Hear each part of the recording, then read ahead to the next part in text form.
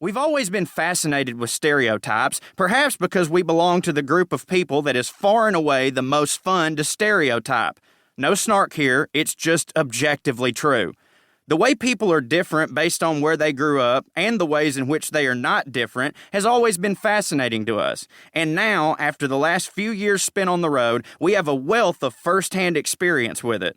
Experience we felt was worth documenting in a fair way. The pages that follow are just our stories and opinions as we've lived and perceived them. We would never claim to be experts on any of the regions in these chapters. We are merely wandering jesters chronicling for posterity the way of things, people, and places as we see it. With that in mind, we divided this guide into 3 parts. In Part 1, Round Here, we introduce you to where we're from, the South. Part 2, Over Yonder, features our thoughts on traveling around the rest of America. And Part 3, Yonder, takes y'all with us as we go across the pond for the first time to visit England and Scotland. Also, you should check out the various regional travel bingos and ad-libs we've included in the accompanying PDF. They're perfect for your next trip. This book is meant to be funny. It's meant to be entertaining. But at the end of the day, we hope you might take away more than just laughs. It is true that we are all different, and because of that, jokes can be made, and boy, are there plenty in the following pages. But we all have the same problems. Problems with money, disease, heartbreak, careers, family, our favorite sports team shitting the bed once again. We may at times react to these things in different ways, but different is not a synonym for bad, and we are both glad our families instilled that belief in us from a young age.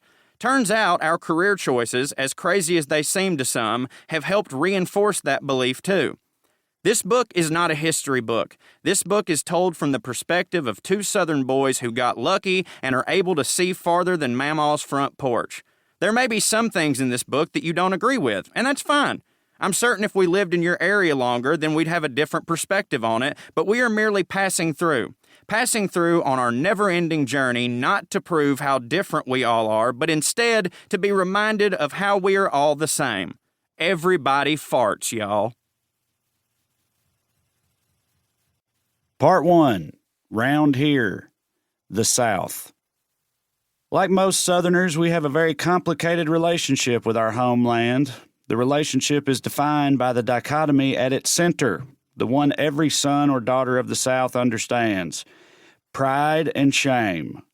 We're not the first to point this out, nor is this the first time we've talked about it, but it's nearly impossible to discuss our feelings on the matter in any other framework. All Southerners exist somewhere on the pride-shame spectrum.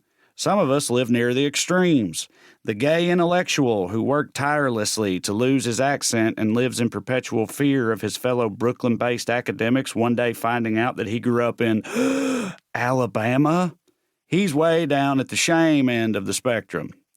The fire and brimstone Tennessee preacher who named his children after Confederate generals, however, is plumb down at the other end, pure pride. Most of us, though, exist somewhere in the middle, and our position on the spectrum may not be absolute. Maybe it vacillates wildly depending on the circumstances. If the subject of conversation is Dolly Parton, we swing multiple standard deviations back toward pride.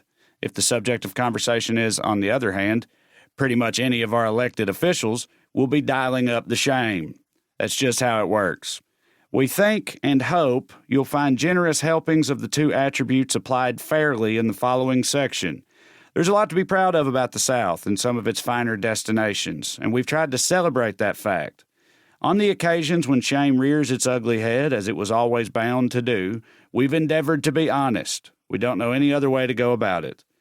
A disclaimer, and really this applies to the entire book, all we can do is write about our own experiences with these places and the people in them. We know what it's like to be from the South in general, but despite what many would have you believe, Mississippi and Tennessee are not the same.